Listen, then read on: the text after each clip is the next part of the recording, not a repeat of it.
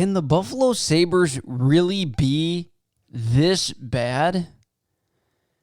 Welcome back to another episode, ladies and gentlemen. Unfortunately, I wish I had better news than the last video I did, but I don't. The Buffalo Sabres are fucking terrible. Since the last podcast, things have only gotten worse. They are 0-4 since the last week, and they have now lost 7 in a row. In the 4 games this past week, they were outscored 18-8. In the last, they've lost 8 of 9 games, and in those games, they've been outscored 32-17. The loss of Linus Ullmark has really hurt the Buffalo Sabres, but I think it hurt more than maybe people had anticipated. Linus Ullmark seemingly this season came up with the save that was needed at the time it was needed. So in order to not let the floodgates open, like what happened in the last game against the New York Islanders, where Johansson lets in a real easy goal under the blocker, Linus would always come up with the big-time save right when you need him to. He would just make the save when you need him to. And since he has been gone, the goalies have just not gotten it done. At all. Carter Hutton on the season has a 3.40 goals against and a save percentage of a .883. And Johansson has a 3.93 goals against and a save percentage of .893. Neither goalie is getting it done, but of course it's not just on the goaltending. The Buffalo Sabres defense has been fucking terrible. Terrible is an understatement. And not just one or two, like almost all of them. They've all been pretty bad. Colin Miller and Brandon Montour have just not panned out the way Buffalo Sabres fans thought they might when they brought him into Buffalo. We gave up a ton for Brandon Montour, and he looks like dog shit, to say the least. He is terrible. When he's set up with empty nets, he shoots it over the net or just rifles a shot into the goalie's chest. Colin Miller can't see. It looks like Colin Miller genuinely tries to shoot it into the shin pads in front of him. That happens on a regular basis. Either that or he flings a wrist shot from the point with nobody in front of the net and the other defenseman open across or a guy down the boards open to try to set up a play, but he just wings it at the net. And while sometimes, you should just wing it at the net, you got to wing it at the net when there's people there. You can't just wing it at the net when there's nobody there. It's not going to go in 9.9 times out of 10. And this past game against the New York Islanders, Colin Miller got himself out of position 2 times on the exact same play. He made the exact same play 2 times in the same fucking period. Ralph Krueger talks about accountability. Where is the accountability for somebody like Colin Miller? Where's the accountability for somebody like Brandon Montour? It's just not there. Because it's just words. He just talks words. It's all bullshit from Ralph Krueger. Now, of course, the Sabres' struggles are not purely because of Brandon Montour and Colin Miller. Rasmus Ristolainen has not looked very good since coming off of COVID, since being infected with COVID. He has looked pretty terrible, actually. And Rasmus Dahlin has had his second very bad year in a row. I'm not ready to give up on him yet, though, either. A lot of people are, let's trade Rasmus Dahlin. First off, the kid's not even 22 yet. Second off, he looks terrible because of Ralph Krueger. But we'll talk about that in a minute. Obviously, the struggles are not just on the Buffalo Sabres defense and goaltending. It's on the offense. The Buffalo Sabres can't score. They just can't score. The entire team is struggling. And when the entire team is struggling, it should be very evident that there's one problem. And that's your head coach. It's your head coach. When one or two guys, maybe three or four guys, they're struggling, they're having a tough time. Maybe you say, man, these guys are really having they're having a tough go. They're having a tough season. But when the entire team collectively looks like they have forgotten how to play hockey overnight, the problem is the head coach. The problem is a system that's not working. The problem is a coach that nobody wants to play for. You have seen these guys give effort, hard effort, early in the season, but Ralph Krueger has lost them. He has lost them. I refuse to believe guys like Eichel, Hall, Stahl, Skinner, Dahlin, Ristolainen. I refuse to believe these guys all forgot how to play hockey overnight. I refuse to believe that. I think that he has lost the room, and the team is showing it on the ice. They want him gone. And I don't know why they're not pulling the trigger. It is statements like this that I'm going to show you. Jeff Skinner finally scores a goal. His last game against the New York Islanders.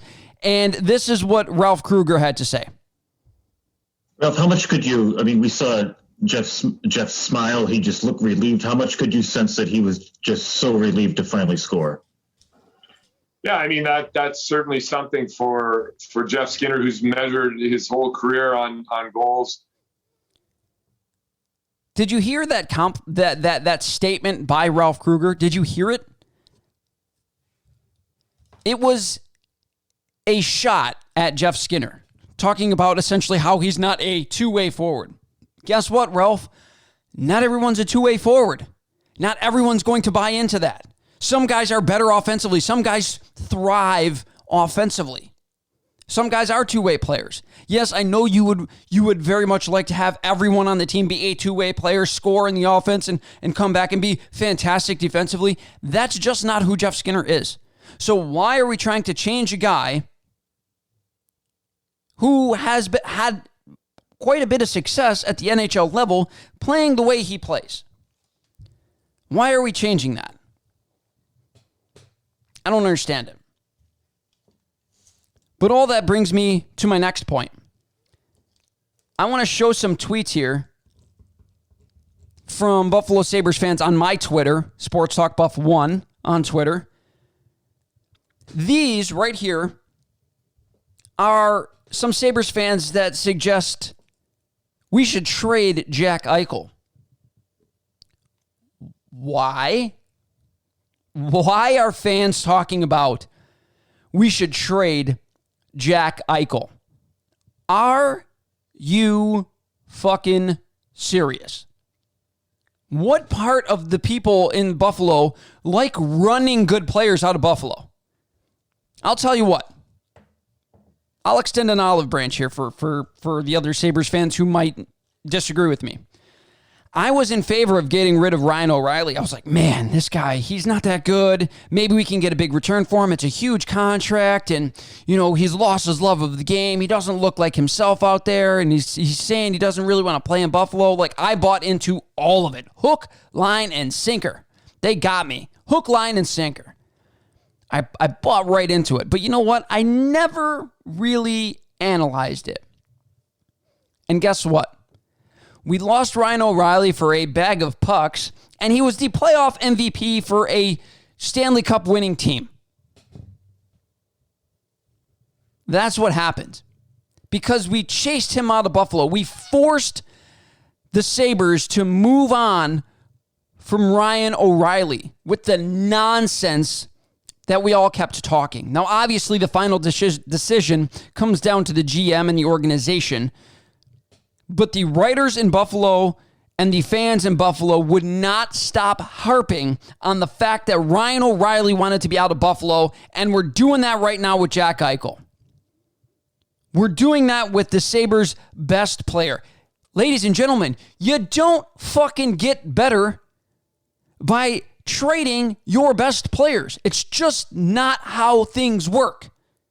Not at all. So why do we keep trying to do that crap? Why the fuck do we keep trying to blame our best players, who, by the way, still leads the team in points, who's having a terrible year, but still leads the team in points?